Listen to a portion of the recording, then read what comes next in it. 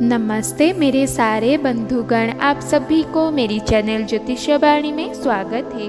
अक्सर हम घर की साफ सफाई झाड़ू से करते हैं। पौराणिक परंपराओं के अनुसार यह माना जाता है कि स्वच्छ घर में माता लक्ष्मी वास करती है।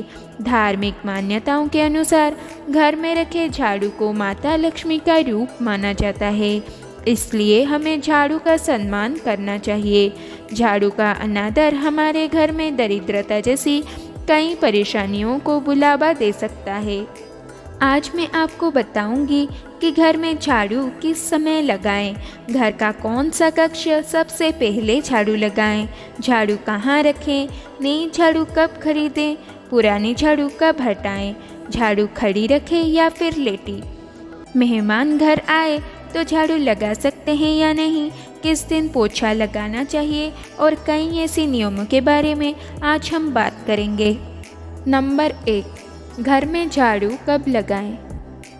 वास्तु शास्त्रों की माने तो रात को झाड़ू लगाने और कचरा जमा करने से होती हुई तरक्की रुक सकती है। साथ ही माँ लक्ष्मी भी नाराज हो जाती है, जिससे धन की हानि हो सकती है। अगर बात करें कि झाड़ू कब लगाना चाहिए, तो शास्त्रों में कहा गया है कि पूरे दिन भर में 4 समय झाड़ू लगा सकते हैं। कोशिश यह करें कि सुबह सुबह ही झाड़ू लगाएं और अगर शाम को लगाना भी है तो ढले शाम झाड़ू ना लगाएं। सूरज डूबने से पहले ही घर की साफ सफाई कर ले। कई बार ऐसा होता है कि हमें शाम के समय झाड़ू लगाना पड़ता है। उस समय झाड़ू लगाएं, लेकिन कूड़े या मिट्टी को घर से बाहर ना फेंकें, बल्कि घर के किस कोने में रख दें और सुबह होते ही उसे बाहर फेंक दें। नंबर 2, घर में झाड़ू कैसे रखें, खड़ी या लेटी। कई लोगों की आदत होती है कि वह झाड़ू को खड़ा करके रखते हैं। वास्तुशास्त्र के अनुसार ऐसा करना अपशकुन होता है। झाड़ू को हमेशा लेटा कर रखें। झाड़ू को हमेशा छुपा कर रखना चाहिए। झाड़ू को खुले में रखने से आपके घर की सभी सकारात्मक ऊर्जा बाहर चली जाती है। नंबर 3, झाड़ू कहाँ पर रखें। वास्तु के अनुसार झाड़ू रखने के लिए दक्षिण पश्चिम या पश्चिम दिशा बताई गई है। ध्यान रहे कि कभी भी उत्तर पूर्व दिशा में भूलकर भी झाड़ू ना रखें, क्योंकि इस दिशा भगवान के लिए सुनिश्चित की गई है। किचन में झाड़ू नहीं रखनी चाहिए, क्योंकि इससे घर में अन्न की कमी आती है। साथ ही बेडरूम में भी झाड़ू रखने से बचना चाहिए। नंबर 4, झाड़ू घर की किस कोने से शुरू करना चाहिए। सबसे पहले ईशान कोण यानी कि उत्तर पूर्व दिशा का कोण झाड़ू लगाते हुए, फिर पूर्व दिशा का कोण, फिर दक्षिण पूर्व दक्षिण कोण, दक्षिण पश्चिम दिशा का कोण, पश्चिम कोण, उत्तर पश्चिम कोण और अंत में उत्तर कोण की झाड़ू लगाएं। घर में पूजा या मंदिर कक्ष में झाड़ू नहीं लगाते। सिर्फ एक साफ कपड़े से साफ करके उस धूल मिट्टी को घर के बाहर रख देना चाहिए।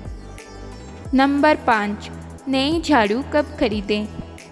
अगर आपके घर की झाड़ू पुरानी हो गई है और आप नई झाड़ू खरीदना चाहते हो तो मंगलवार, शनिवार या फिर अमावस्या का दिन सबसे अच्छा माना जाता है। इन्हीं दिनों पर ही नई झाड़ू का प्रयोग करना भी शुरू करना चाहिए। ऐसा करने से घर के दोष समाप्त होती है और धन संपन्नता आती है। नंबर 6, पुरानी झाड़ू कब हटाएं।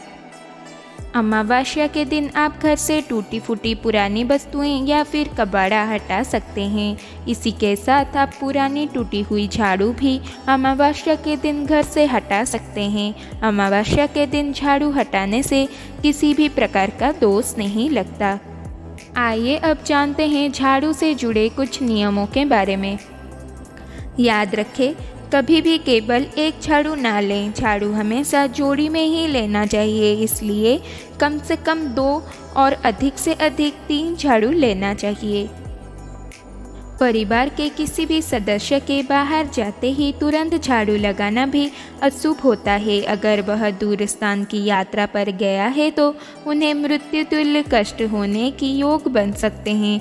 अतः उनके जाने के बाद 1 या 2 घंटे बाद झाड़ू पोछा किया जाना चाहिए। झाड़ू पर पैर रखना अपशगुन माना जाता है। इसका अर्थ घर की लक्ष्मी को ठोकर मारना है। अगर हम झाड़ू का आदर करते हैं तो ये माँ लक्ष्मी की प्रसन्नता का संकेत है। याद रखें कि नया घर बनाने के पश्चात उसमें पुराना झाड़ू ले जाना अपशगुन माना जाता है एवं यह अशुभ होता है। झाड़ू को कभी भी मुख्य द्वार के पास नहीं रखना चाहिए, इससे घर में नकारात्मकता बढ़ती है। झाड़ू का प्रयोग डंडे के रूप में नहीं करना चाहिए, इससे केवल कचरा ही साफ करें। किसी जानवर को भी झाड़ू से नहीं मारना चाहिए, वह भी अशुभ होता है। झाड़ू अगर टूट टूट कर घर में गिर रही है तो उसे दरिद्रता की निशानी और धन की हानि माना जाता है। ऐसा होने पर घर की परेशानियां बढ़ती है और उस घर पर संकट आने लगता है। इसलिए ऐसी झाड़ू को या तो हटा दे या फिर ठीक से रस्सी से बांध दे। आज का विषय यहीं पर समाप्त होता है। अगर आपको ये वीडियो अच्छी लगी तो उसे लाइक करिए, दोस्तों के साथ शेयर करिए और मेरे चैनल को सब्सक्राइब करिए और कमेंट में जय माँ लक्ष्मी लिखना ना भूलिए। धन्यवाद।